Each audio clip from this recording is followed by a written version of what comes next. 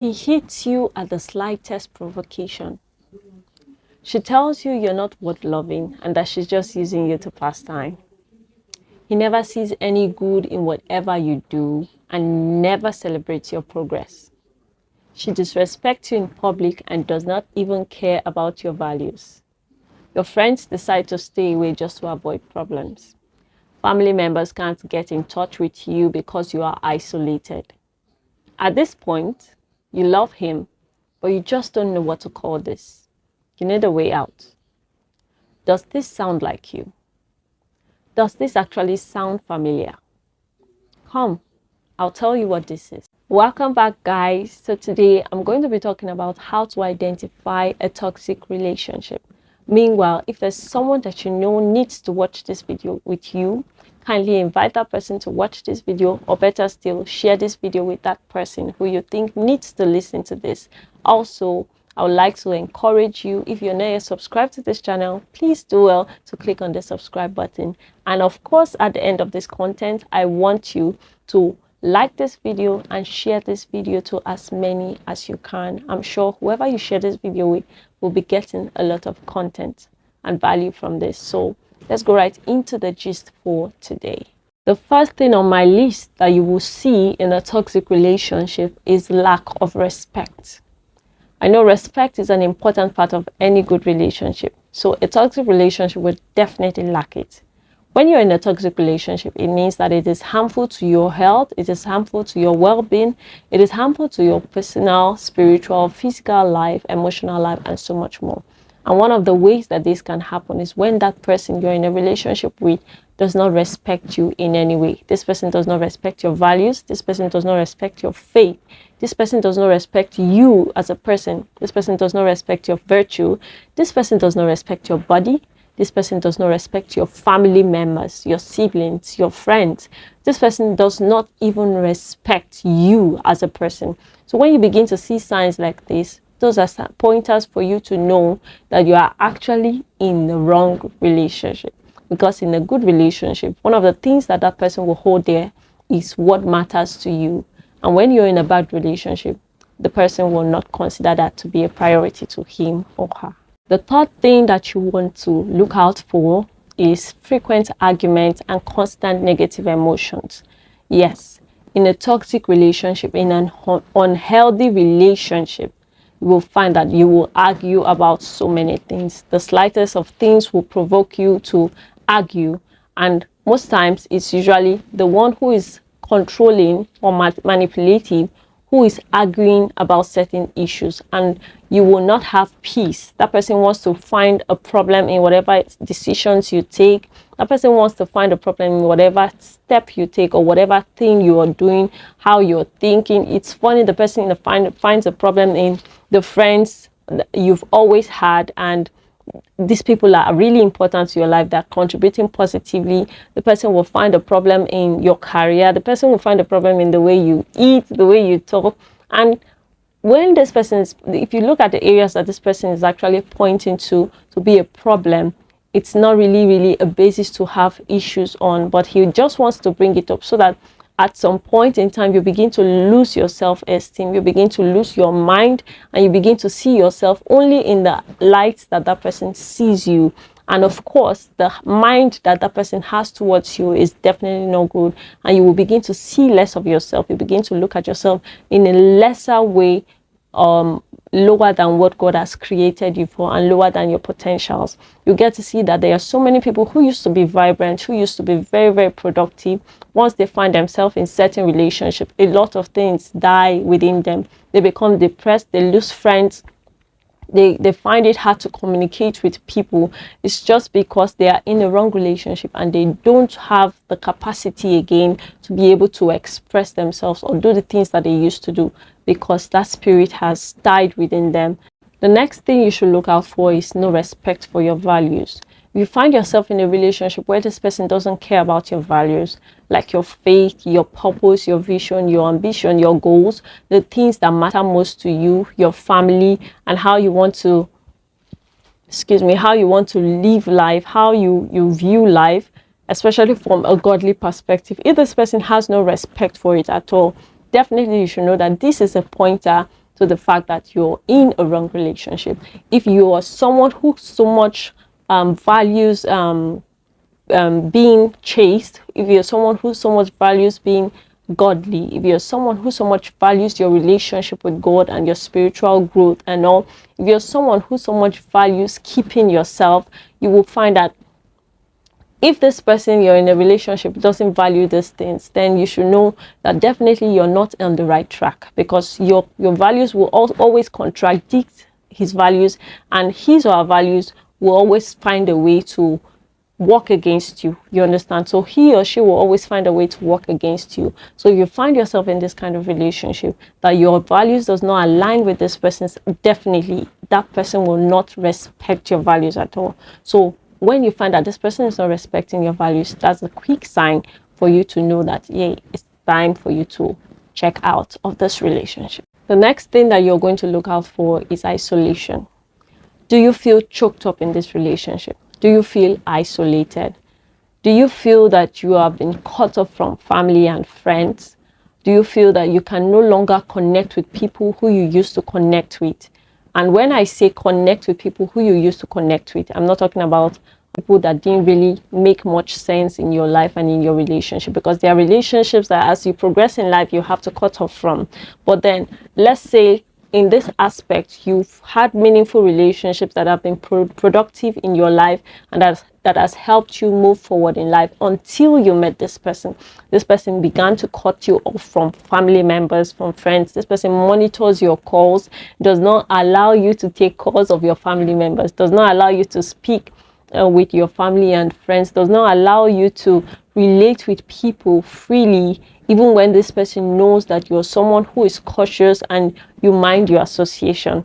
You see, one of the things that a manipulative person will do in a toxic relationship to the partner is that this person will try as much as possible to make sure that you rely solely on him or her, to make sure that you do not communicate with any other person, so that whatever ideas they feed you with will be what you will accept. Whatever they tell you about yourself will be what you will accept. You see, some people find themselves in a relationship where they cannot freely make phone calls. They cannot freely use social media, their social media platforms. They cannot freely meet a friend and just exchange pleasantries. They are as scared as hell. Why? Because they know that their partner will not be pleased with it. One of the things that you need to understand about a good relationship is that it gives you the ability to be free. And when you are free, you are able to control the things that you do. You're not hiding, and of course, you're open to each other. And when you're open to each other, you know that this relationship is valuable to you, and you will not allow certain things to truncate it. So you will be mindful of your association, you'll be mindful of your communication, you'll be mindful of the way you relate with people. If you find that you're in a relationship where you're always scared about how you relate with people and the things you do, and you're isolated, you find definitely that's one sign of a toxic relationship. If you find that your partner is overly jealous about unnecessary things, like the way you're talking to someone, or the way someone is exchanging pleasantries with you in public just for no cause at all, this person is just angry and sad and starts reacting in a negative way, then you should definitely know that you are in a toxic relationship. Another thing that you want to look out for in a toxic relationship is that there will be one-sided effort to make things work.